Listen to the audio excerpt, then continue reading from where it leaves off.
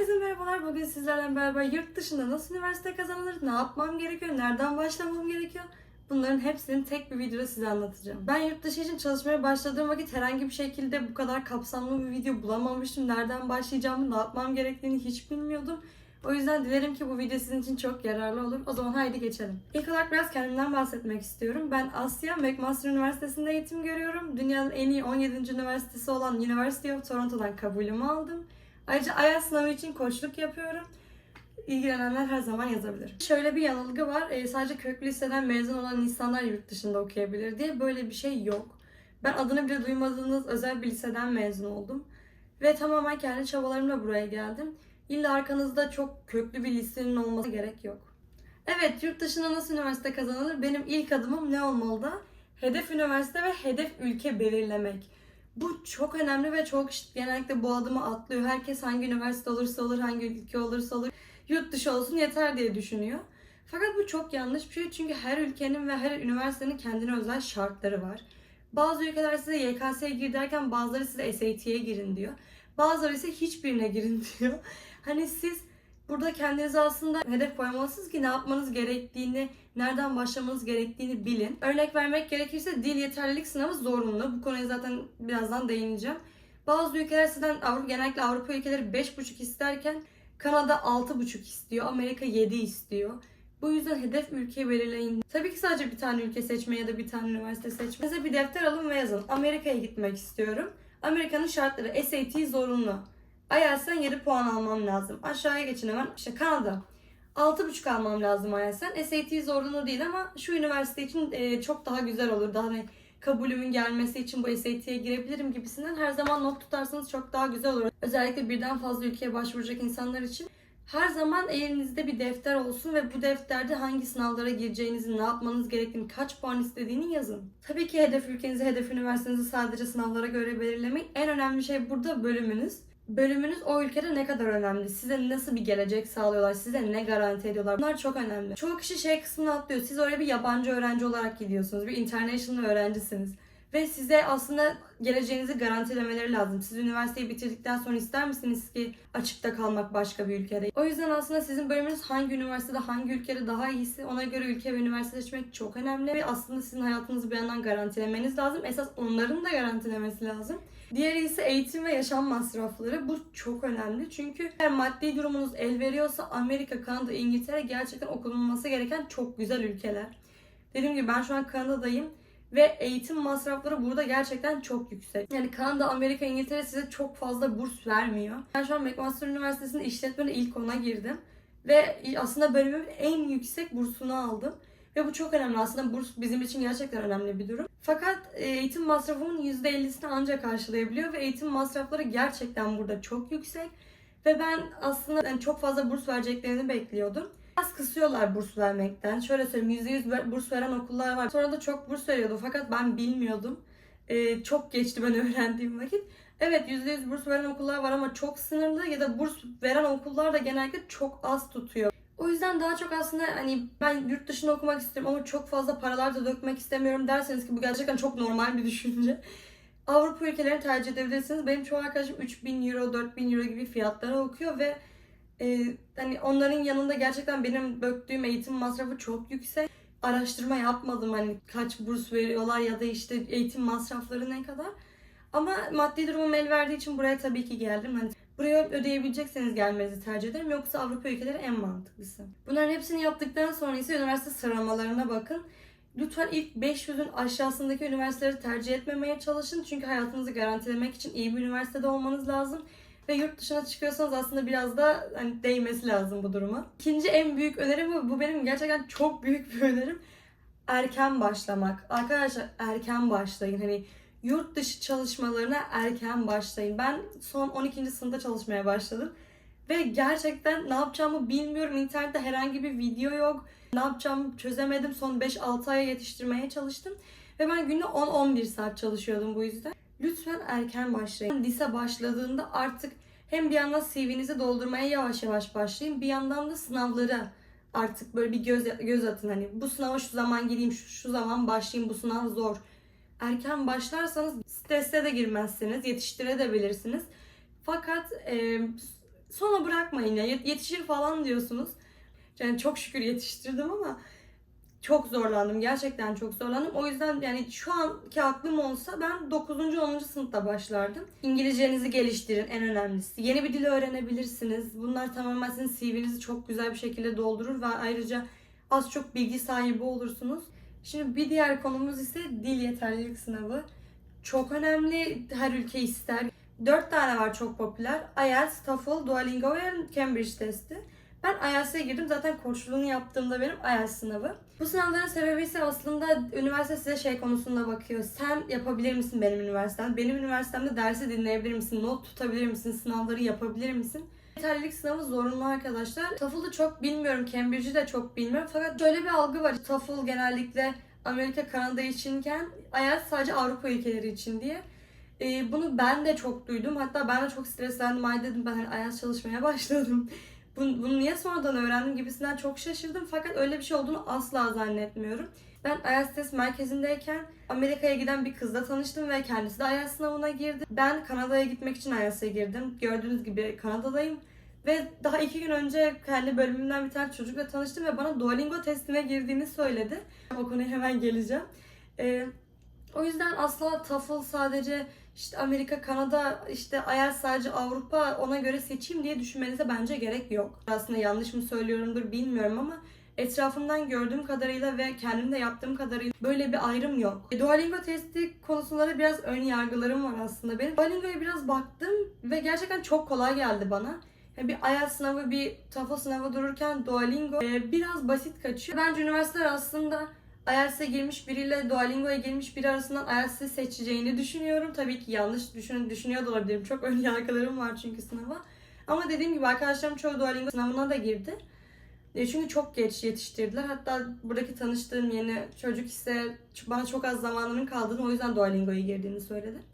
Eğer zamanınız varsa, çalışacak zamanınız varsa ve hani daha profesyonel bir sınav istiyorsanız bence IELTS'i tercih edin.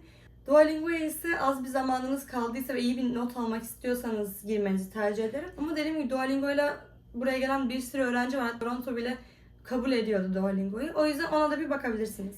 Bir de eğer tamamen İngilizce eğitim gören bir okuldansanız bir dil yeterlilik sınavına gerek yok diye biliyorum. Hatta bunu kendim üniversitenin sayfasından da okudum. Siz yine de her zaman bir araştırın.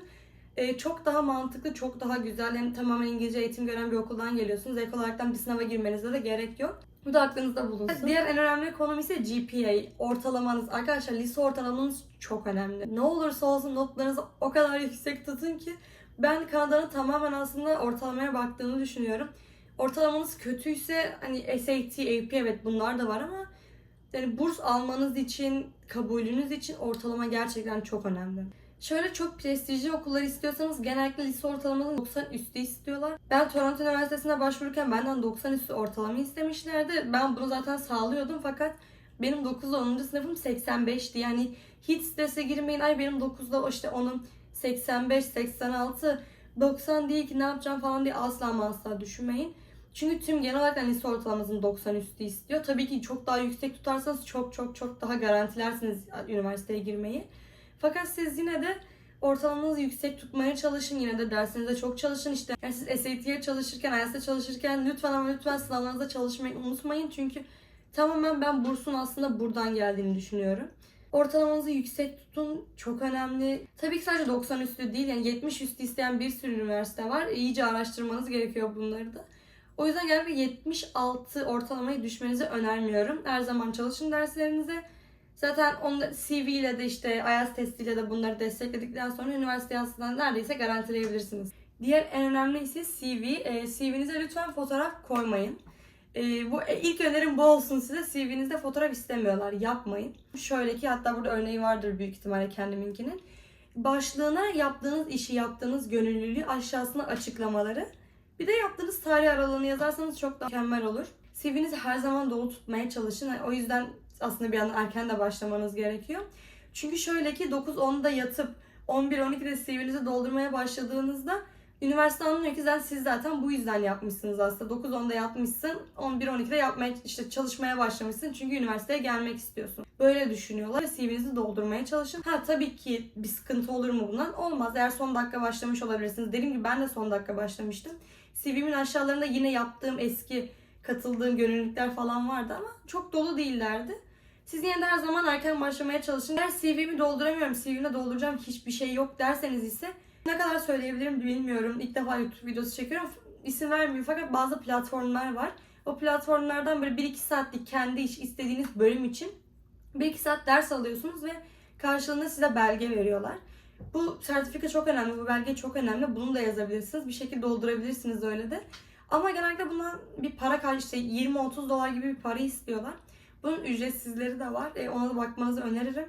İsim söyleyemiyorum çünkü ne kadar doğru bilmiyorum. Siz yine de bir araştırın. Evet, şimdi esas kısım SAT, IB, AP. Bunların hepsini bir araya koydum çünkü hani ben hiçbirine girmedim. Çok bir bilgim yok. Ben mülakata girdim onun yerine. O mülakata zaten geleceğim. O çok sonraki bir konu. Dediğim gibi ben SAT, AP sınavına girmedim. IB'yi de almadım fakat bilmeyenler için ne olduğunu anlatabilirim. SAT uluslararası geçerliliği çok yüksek olan bir sınav ve yurt dışına gitmek isteyen öğrencilerin çoğunlukla girdiği bir sınav. Reading, Writing ve Math olarak ayrılıyor. Daha şöyle bir durum var biliyorsunuzdur, işte matematiği çok kolay, işte en zor matematik sorusu bizim işte 9. sınıftayken gördüğümüz konuyla aynı şey yok. Evet, kolay soruları var, evet, hani aslında Türk öğrencilerin bence de yapabileceği bir sınav çünkü biz ağır müfredatlardan geçiyoruz. Çalışmanız gerekiyor arkadaşlar matematiğe de. Lütfen matematiği es geçeyim, diğerine bakayım, işte reading ve writing'e bakayım demeyin. Çünkü benim öğrendiğim kadarıyla arkadaşlarım da girdi sınava. Siz doğru yapmaya başladıkça sınav daha da zorlaşıyor yani.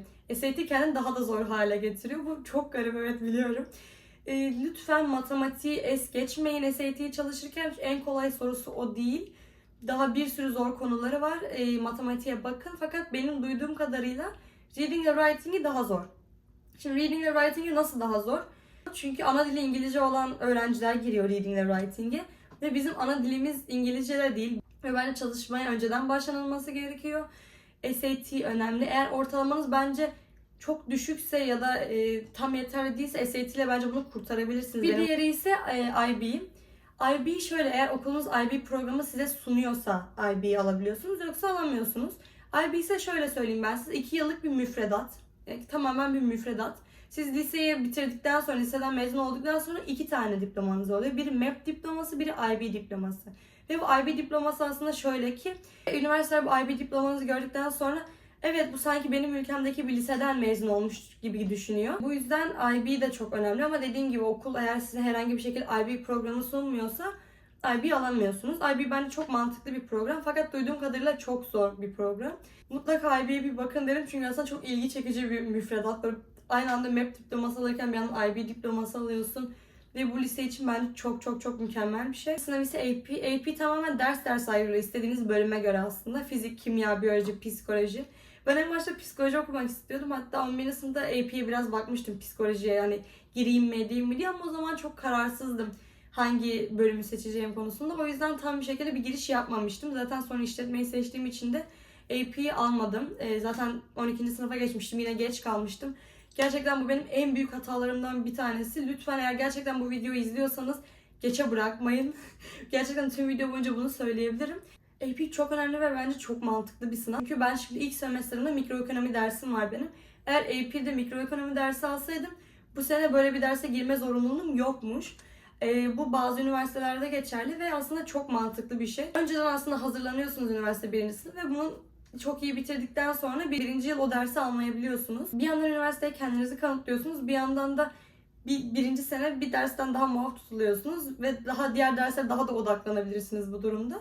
Çok mantıklı AP almak. AP'ye bir bakın derim. Bundan önce bölümünüzü belirlerseniz de çok iyi olur. Hani bölümünüzü belirlemeden önce herhangi bir AP dersi almayın. Bölümünüze göre ders seçin. Diğer bir konu ise mülakat.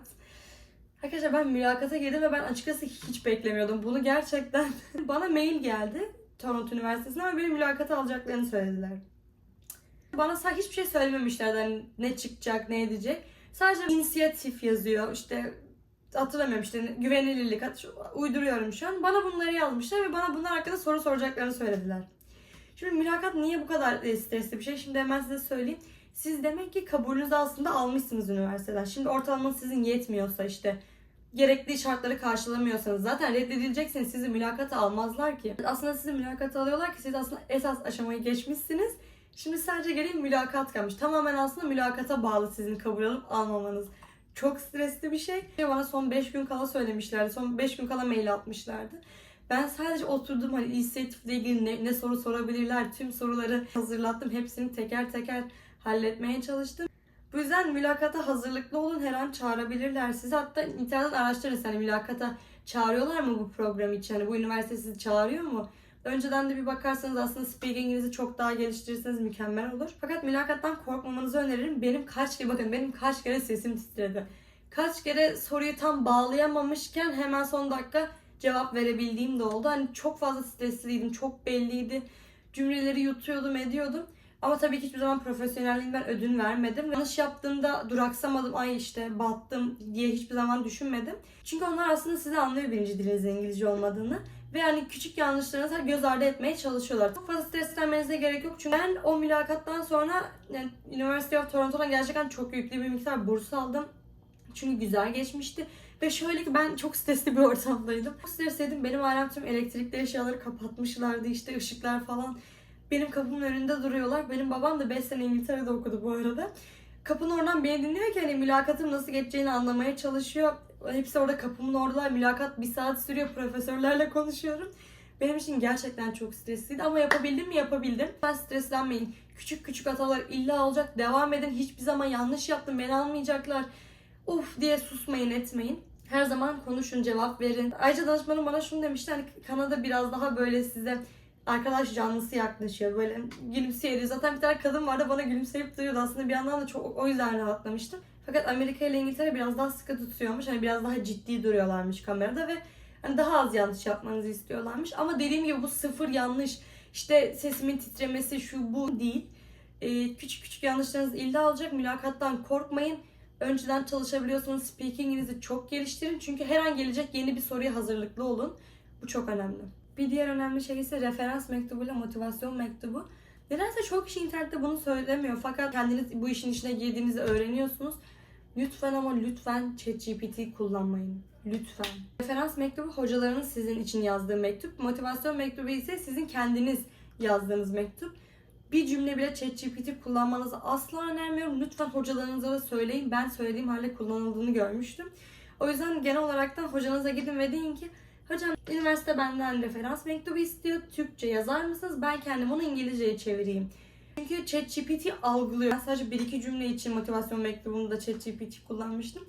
Ve ChatGPT botunu attığımda ise bana %10 ChatGPT çıktığını söylemişti. Ayrıca danışmanımın da bana bas bas bağırdığı şey sakın ChatGPT kullanma, sakın. Çünkü tam kabul alabilecekken aslında üniversiteler bakıyor bu yazıyı ne yazdı, yani kim yazdı, yüzde kaç ChatGPT. Eğer %5 bile bulsalar hani anlıyorlar ki ChatGPT kullanmışsınız. Bu yüzden red veren bir sürü üniversite var. Hocalarınızınkinde aslında kullanılmasına çok bir sakınca yok. Çünkü aslında hocalarınız onu size yazıyor. Ama yine de ChatGPT çıkmazsa bence çok daha mantıklı olur. Referans mektuplarında hocalarınız sizi bence övmesi çok önemli. Fakat bu övmesinden kastım işte kendimden örnek vereceğim. Aslı çok iyi bir öğrencidir, dersleri çok iyi dinler, sınav notları her zaman yüksektir gibi bir örnek var. Bir de Aslı çok atılgan bir öğrencidir. Şu derste dediği beni çok etkilemişti. Arkadaşlara takım çalışmalarında her zaman bunları yapar. Daha çok aslında detaya girirse bence çok daha güzel olur. Çok yüzeysel yazmasınlar, detaylara girsinler. Siz gerçekten övsünler ki üniversite desin ki evet bu öğrenci yapabiliyor. Evet bu öğrenci bu konuda iyi. Aslında öğretmenlerin sizi nasıl tanımlıyor? Yani sizi ne olarak, sizi nasıl görüyorlar? Bu çok önemli bir şey. Bu yüzden referans mektuplarına detaya girsinler. Tabii motivasyon mektubunda siz de her zaman detaya girin. Bir diğer önemli şey ise danışman. Danışman gerçekten çok önemli. Maddi durumunuz el veriyorsa lütfen düşünmeden bir danışman tutun. Başvururken yapacağınız en küçük yanlış bile sizi bir redde götürebilir.